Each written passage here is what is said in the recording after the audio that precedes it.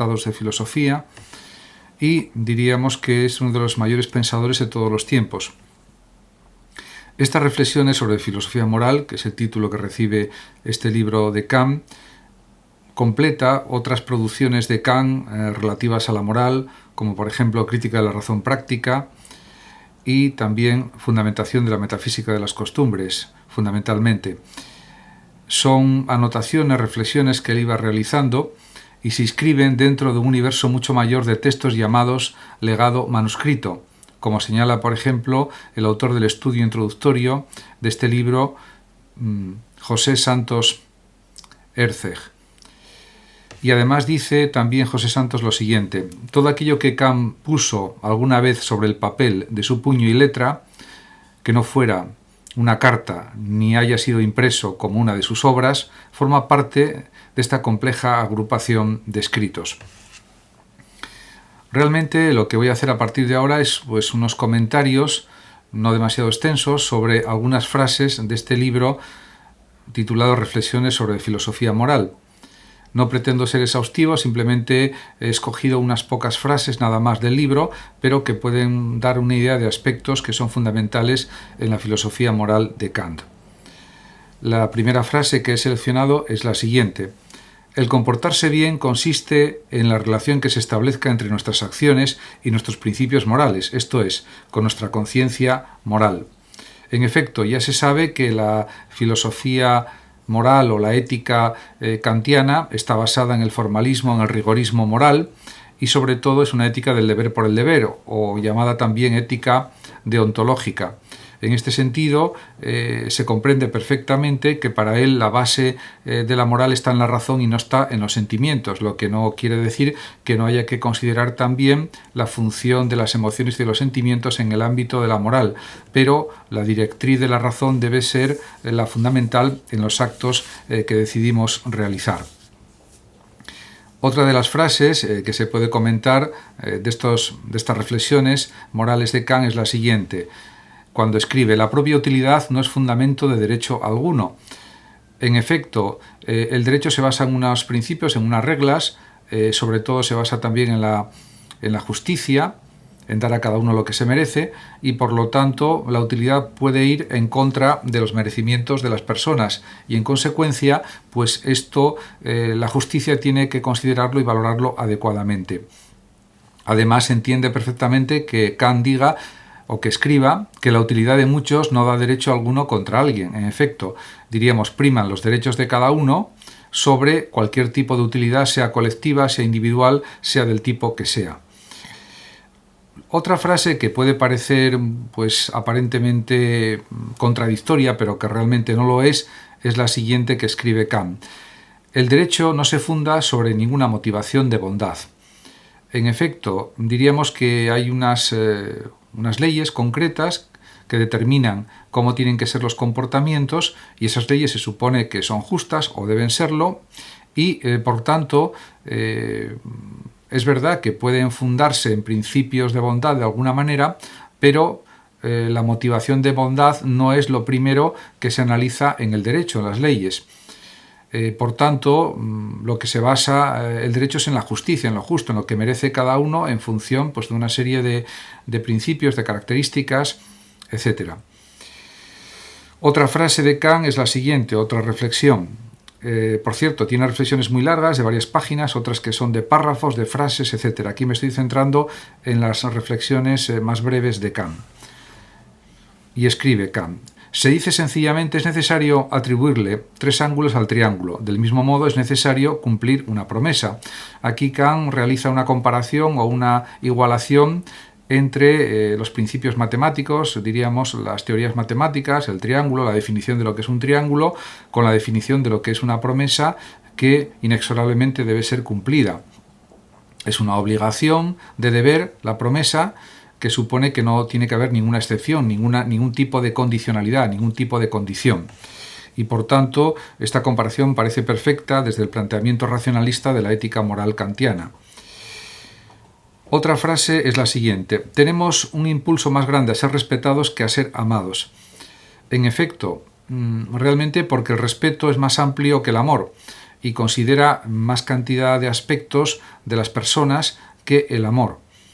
Y además el respeto está basado en la razón, en la racionalidad, y el amor pues no necesariamente, ya depende de impulsos, de emociones, de afectos, de sentimientos, con lo cual el respeto está más vinculado a la razón que a la emoción, aunque eso no quiere decir que no se puedan entender aspectos emotivos, emocionales en la práctica del respeto a los demás, de la consideración, pero fundamentalmente el respeto tiene sus raíces profundas en el sentido de la justicia y en el sentido de lo que nos dice la razón o el buen juicio de la mente.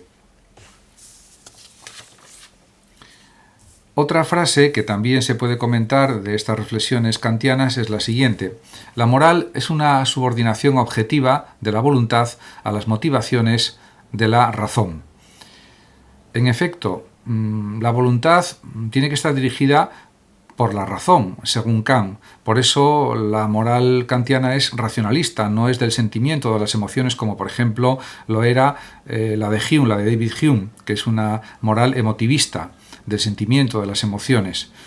Kant considera que no es suficiente el sentimiento de aprobación o desaprobación respecto a una conducta, a una actitud, a una decisión, a un comportamiento, que es necesario, diríamos, que los actos morales, los actos éticos estén dirigidos absolutamente por la racionalidad, por la razón de la persona, por el juicio de cada persona, pero un juicio correctamente desarrollado.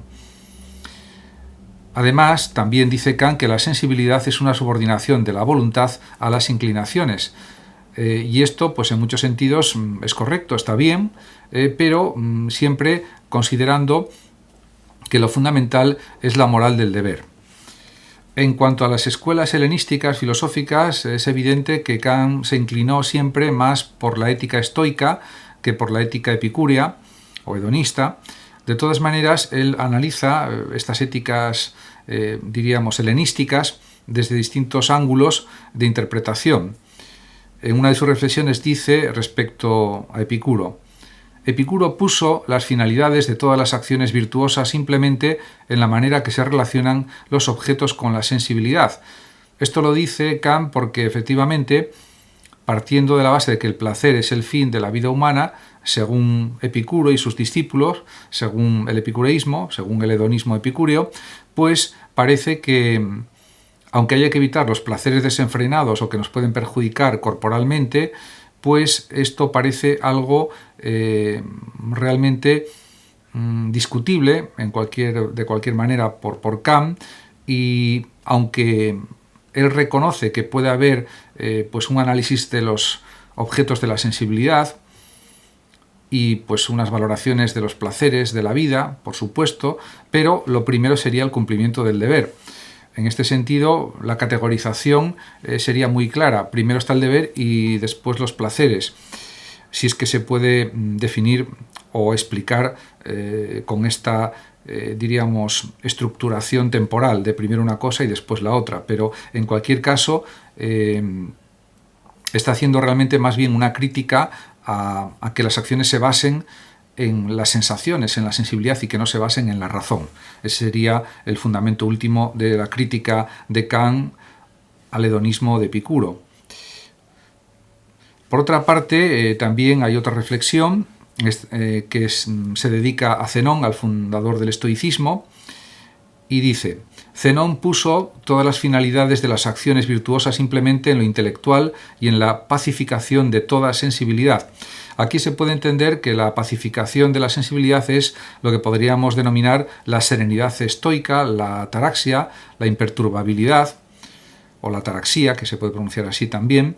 Realmente esta serenidad está claro que es algo que pretenden los estoicos, los filósofos estoicos, no solamente Zenón, Crisipo y otros muchos, ¿no? También por supuesto Séneca, también Epícteto y otros pensadores estoicos, pero realmente es evidente que esta ética estoica encaja o combina bastante bien con la ética formal kantiana, porque diríamos que los estoicos se basan en el valor de la naturaleza y de la razón, sobre todo de la razón intelectual, de la racionalidad. Y en este sentido, el que se basa en lo intelectual o en la razón coincide perfectamente con los planteamientos de Kant. Otra de las reflexiones kantianas es la que voy a decir a continuación. El juicio moral de aprobación y desaprobación se lleva a cabo mediante el entendimiento. Es verdad que, según Kant, pues la razón y el entendimiento es lo que debe dirigir nuestras decisiones, nuestros comportamientos, nuestras conductas, para seguir el deber, seguir la senda correcta en los comportamientos, y una vez seguida esa senda adecuada en las conductas, podemos ser felices de la manera que queramos, de una manera absoluta, siempre que cumplamos con nuestras obligaciones y que también, por supuesto, exijamos nuestros derechos. En este sentido, parece algo pues muy coherente, muy correcto y a la vez muy basado en la lógica. Además, escribe Kant lo siguiente: todo sentimiento moral presupone un juicio ético mediante el entendimiento. Por tanto, aquí se está afirmando el valor de los juicios éticos desde la perspectiva de nuestra capacidad de entender, de razonar, de argumentar, y no tanto desde simplemente un sentimiento de aprobación o desaprobación, como decía, por ejemplo, David Hume, con su emotivismo moral. En este sentido, él considera que el sentimiento moral debe estar basado en la razón y no debe ser simplemente un sentimiento sin más, sin los análisis y los juicios y las consideraciones profundas y rigurosas de nuestra razón. Otra de las reflexiones éticas de Kant es la siguiente: la realización de los deberes éticos tiene su origen más en el sentimiento que en conceptos morales, la de los de derecho más en conceptos que en el sentimiento. De allí que solo estos últimos tengan reglas determinadas. Efectivamente, hace una diferenciación entre el derecho y la moral, y es verdad que los derechos se basan en conceptos, en ideas muy determinadas, muy bien estructuradas, muy bien desarrolladas, y por eso las leyes pues pueden llegar a ser justas o deben ser justas, y no se basan tanto en el sentimiento como en razones, en argumentos. Y esto es lo que diferencia especialmente al derecho de los deberes éticos. De todas maneras, hay un punto en común, que es que la razón está presente tanto en los deberes éticos como en los conceptos. En este sentido, la otra diferencia serían las reglas determinadas respecto a los conceptos, algo que no puede ser utilizado en el ámbito de los sentimientos. Otra reflexión de Kant es la siguiente: la más alta y suprema ley de la razón es que la razón tiene que determinar las acciones libres.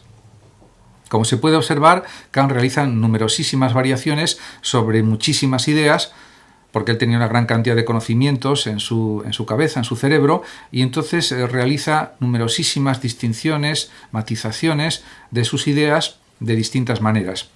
Efectivamente, la racionalidad tiene que determinar las acciones libres, porque de esa forma somos coherentes, somos racionales, buscamos el bien, buscamos la perfección de nuestras conductas y cumplimos con nuestros deberes. También escribe lo siguiente Kant: porque nuestras acciones solo tienen tanto valor como moralidad haya en ellas. Tenemos que separar muy claramente de lo moral lo pragmático propio de la sagacidad, del mismo modo que lo patológico de las inclinaciones, y no mezclar en las leyes las motivaciones, porque de lo contrario tal vez no nos quedaría absolutamente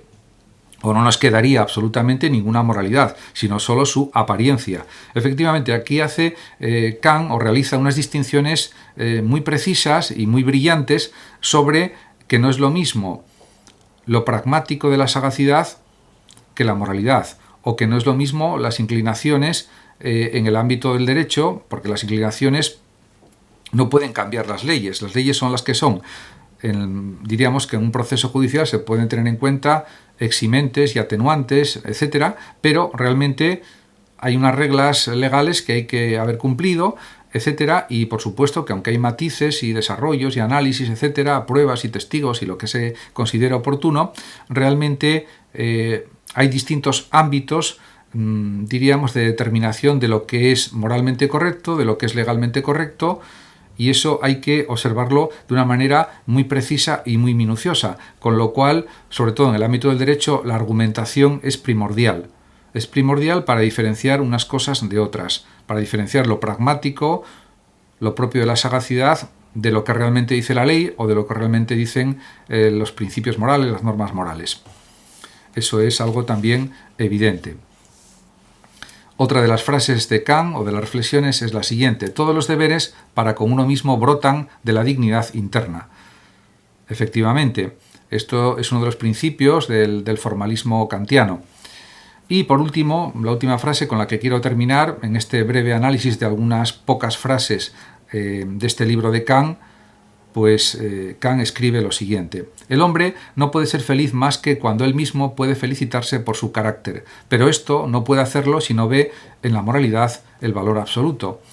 Efectivamente, él mismo fue un ejemplo de una conducta virtuosa, de una conducta buena, rigurosa, y él se podía poner como ejemplo de esto que él dice, de sentirse feliz con el carácter que uno tiene, y de esta manera esto sería algo deseable para todos los hombres, para todas las personas. Muchísimas gracias a todos por su atención, muchísimas gracias también a los oyentes de Radio Sofando de México, que me escuchan y me ven, bien sea por este vídeo, bien sea por el audio, y también pues invito a los que lo deseen a compartir este vídeo, a darle me gusta, a suscribirse a mi canal de YouTube y también, si lo desean, a escuchar mi podcast que se llama José Manuel López García y que está tanto en iVoox como en Spotify.